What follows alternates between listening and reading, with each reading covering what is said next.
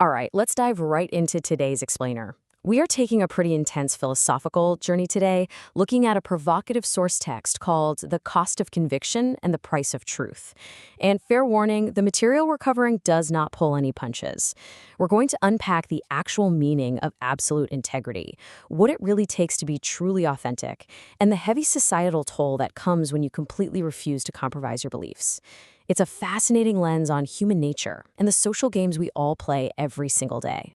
Right out of the gate, the text hits us with this foundational, incredibly extreme premise. If you are not willing to die for the truth, then you are for sale. Wow. Okay, that really sets the stage, doesn't it? The argument here is that true commitment is absolute. It's not a sliding scale, it is strictly binary. The idea is that if there's anything less than a willingness to sacrifice everything, even your life, metaphorically or literally, then your principles actually have a breaking point. It's setting this unbelievably high bar. If there's a line you won't cross for your truth, well, then your truth is strictly conditional. Which leads us to a really uncomfortable question. Are you for sale? It's kind of jarring to ask yourself, right? But this text forces us to look in the mirror. It demands we ask ourselves if our personal convictions come with invisible terms and conditions attached. Are your core beliefs something you hold on to no matter what? Or do you only hold them as long as the cost isn't too high? Let's move to Section 1. The currency of compromise. What it means to have a price. So what does having a price actually look like in the real world? We usually hear the phrase for sale and immediately picture a briefcase full of cash or some shady backroom bribe. But the text redefines it. Being for sale means prioritizing your own self-preservation over the truth. It means you're open to manipulation because you are willing to trade your authenticity for a little comfort or safety. Think about a time you might have agreed with a boss when you knew for a fact they were completely wrong, just because you didn't want to risk a promotion. That's the text definition of being coerced into abandoning your beliefs to protect your current standing. So if the currency isn't always cash, what exactly are we trading our truth for? The text points to much subtler currencies. Social acceptance, power, the avoidance of conflict. I mean, have you ever just sat quietly in a room because speaking your mind would make the vibe awkward? According to this philosophy, that is a form of compromise. Have you ever nodded along with the majority just to keep your social standing intact or climb the corporate ladder? That's trading your integrity. These are the quiet, everyday ways we are bought and sold. The ultimate standard presented here is that your truth has to be an impenetrable fortress. To truly own it, it has to be wired so deeply into your DNA that literally no outside force can cause you to deviate from it. Not the fear of losing your friends, not the dangling carrot of a promotion, and definitely not the temptation of a quiet, conflict-free afternoon. Your principles have to be entirely locked down. Which brings us to Section 2, clashing with conformity, the inevitable friction of authenticity. Because here's the thing, you don't build that impenetrable fortress in a vacuum. You live in a society, and holding on to your truth leads to a stark, uncompromising warning from the text. If you wish to discover your truth and live an authentic life, then you should be prepared for a lot of ridicule, insults, attacks. True authenticity is always going to clash with societal norms. When you start living by an unwavering personal truth, you naturally challenge the established rules around you. And let's be honest, society really doesn't like being challenged.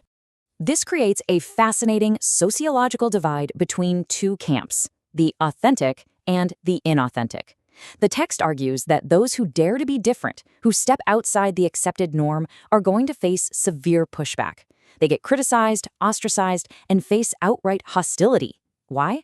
Because the very existence of someone who refuses to compromise makes the people who do conform feel deeply, deeply threatened. It's a classic psychological dynamic. Think of authenticity like a massive spotlight shining directly on inauthenticity. People living in a state of compromise, those who have traded their truth for social acceptance or to avoid conflict, often get incredibly defensive when they run into someone actually living authentically. The authentic person is essentially a walking mirror, exposing the conditional, compromised nature of everyone else's lives. So all those attacks and the ridicule, it's not just a polite disagreement, it's a full-blown defense mechanism. Now for Section 3, the solitary journey. The active pursuit of self-discovery. Okay, so if massive societal blowback is basically guaranteed, how do you even uncover this unshakable truth in the first place? Well, the text makes it clear this is not a passive process. You don't just wake up enlightened on a Tuesday. It's a rigorous, grueling practice that happens in 3 steps. First, deep introspection. Second, relentless questioning of your surroundings and yourself. And third, a genuine willingness to challenge your own deeply held beliefs. It takes intense emotional labor to strip away all your conditioning and find what's actually real for you. And here is perhaps the most sobering point the source material makes, the sheer isolation of this process. It states, this journey is a deeply personal one, and one that must be traveled entirely alone. You literally cannot outsource this. You can't borrow a friend's truth, and nobody is going to hand you yours. Finding the courage to face your internal demons and answer these questions honestly means you have to stand completely separate from the crowd.